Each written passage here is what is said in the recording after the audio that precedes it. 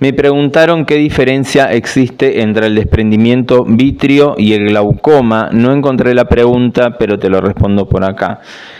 El cuerpo vítreo es una sustancia gelatinosa, es como un gel transparente que ocupa la mayor parte del espacio entre el cristalino y la retina, ¿sí? Y permite que la luz llegue al fondo del ojo.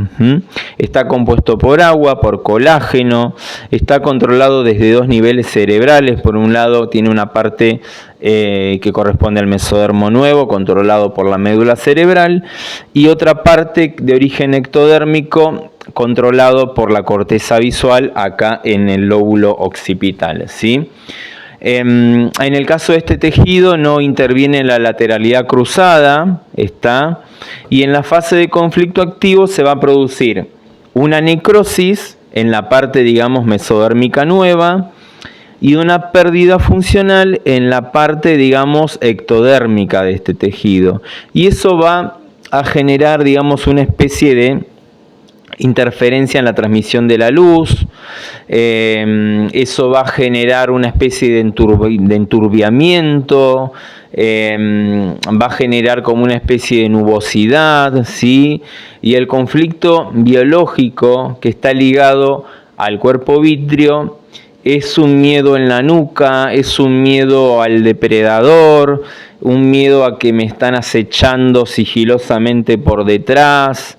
Es un conflicto que puedo estar viviendo, no sé, con un familiar que me está acosando, o puede estar relacionado con un abusador, ¿sí? Con una persona que me está acosando, con una persona que me está difamando, una expareja que me está persiguiendo o me está amenazando o me está reclamando algo, un pariente que me está reclamando una parte de una herencia, un jefe que me está persiguiendo, una deuda, un profesional, un médico que me está persiguiendo para operarme, no sé, alguien que siento que me está respirando acá en el cuello, ¿sí? O me está respirando en la nuca, Entonces, ese miedo, digamos, se vive como una presión constante, por así decirlo, ¿sí?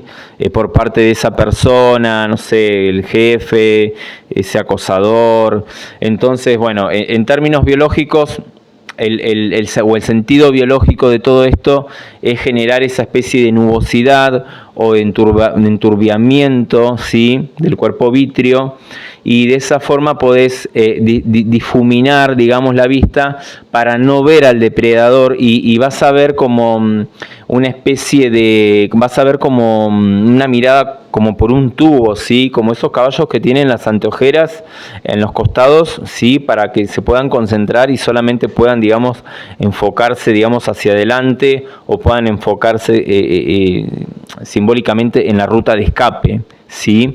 Entonces, el cuerpo vítreo pertenece a los órganos que no responden con una proliferación celular o una pérdida celular, sino que responden con una hiperfunción o responde con una pérdida de su capacidad funcional, Entonces, una vez resuelto el conflicto, en la fase de reparación, el enturbiamiento, digamos, se va a empezar a reducir, puede llegar a aparecer un edema que va a aumentar esa presión intraocular, y si existe el síndrome por una situación de retención de agua porque viviste un conflicto de abandono, un conflicto existencial o un conflicto de desamparo, ¿sí? Esa presión va a aumentar cada vez más, ¿sí?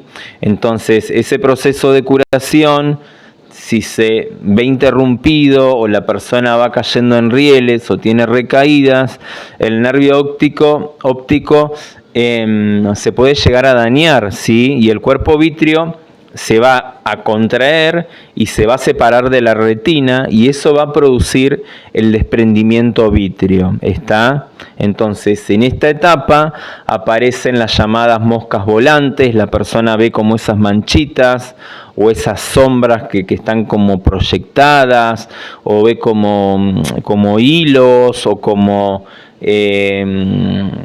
filamentos así móviles, por así decirlo, Y lo que pasa cuando la persona, digamos, está en esa fase de reparación pendiente, porque está todo el tiempo cayendo en recaídas o en rieles, el cuerpo vítreo sigue retrayéndose cada vez más hasta el momento que logra, digamos, separarse totalmente de la retina, ¿sí? Y ahí, digamos, es cuando se forma ese desprendimiento. Y la diferencia con el glaucoma es que mientras el desprendimiento del cuerpo vítreo ocurre durante la fase de reparación o durante la fase de la fase de curación, el glaucoma puede tener diferentes orígenes, ¿sí? Por un lado, puede deberse a cuando, digamos, el cuerpo ciliar produce un exceso de líquidos o de fluidos debido a un conflicto activo de bocado visual. Eso va a elevar la presión intraocular y va a generar también un daño en el nervio óptico y va a generar una especie de glaucoma también, ¿sí? Y también el glaucoma se puede producir cuando la salida del líquido intraocular está como bloqueada o se ve interrumpida durante la fase de reparación, y eso también va a aumentar la presión y también va a generar glaucoma. ¿Está? Entonces, como para resumírtelo, el desprendimiento vítreo es la consecuencia de una fase de reparación del cuerpo vítreo, tras, digamos, un conflicto visual de ese miedo al depredador o ese miedo en la nuca, y el glaucoma va a estar más asociado a ese daño, digamos, del nervio óptico que es generado por ese aumento de la presión intraocular, por esa, digamos, alteración en la salida del fluido ocular de ahí desde el cuerpo ciliar, ¿sí? Esa sería, digamos, la gran diferencia que existe entre el desprendimiento vítreo y estos dos tipos de glaucoma.